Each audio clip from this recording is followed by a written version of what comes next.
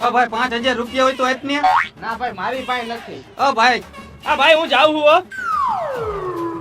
એક કામ કર, આની પાસે હોય ને તો માગી લે. હવે એની પાસે હું માગે? એનું મોઢું જોઈને એમ લાગે છે કે એનું બેંકમાં અકાઉન્ટ નહીં હોય. તું બોલ્યો હે? તું શું બોલ્યો? આલે તારા ગૂગલ પે નંબર આમાં નાખ. હાલે ભાઈ.